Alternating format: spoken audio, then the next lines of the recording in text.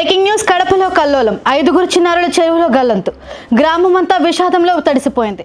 ఆంధ్రప్రదేశ్లో మరో మానవీయ విషాదం జరిగింది. కడప జిల్లా మల్లేపల్లిలో 5గురు చిన్నారులు చెరువులో మాయమయ్యారు. ఈ వార్త ఒక్కసారిగా గ్రామాన్ని విషాద ముసుగులోనికి నెట్టేసింది. తరుణ్, చరణ్, పార్దు, హర్ష, దీక్షిత్ అనే బాలురు ఈతకు వెళ్లి తిరిగి రాలేదు.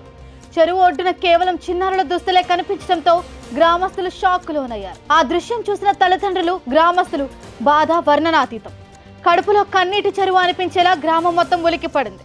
తక్షణమే పోలీసులు గజ ఈతగాళ్లను రంగంలోనికి దించి ప్రాణాపాయ గాలింపు ఆపరేషన్ ప్రారంభించారు. కానీ చెరువు లోతు ఎక్కువగా ఉండటం, నీటి అలసడి కారణంగా గాలింపు తీవ్రంగా సాగుతోంది. ప్రతి నిమిషం విలువైనదిగా మారింది. ప్రతి క్షణం మృత్యువేళగా కనిపిస్తోంది.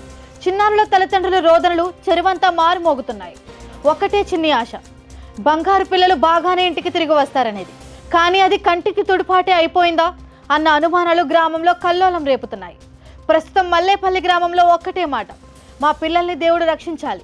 గ్రామస్తులు చమలపడి భయాందోళన మధ్య ప్రార్థనల్లో మునిగిపోయారు. ఈ దారుణ ఘటనపై ఇంకా పూర్తి అధికారిక సమాచారం వెలువడాల్సి ఉంది. కానీ ఈ ఘటన ప్రతి తల్లిదండ్రి గుండెను తడిమేలా ఉంది. మరిన్ని అప్డేట్స్ కోసం చూస్తూనే ఉండండి కైసర్ న్యూస్ తెలుగు.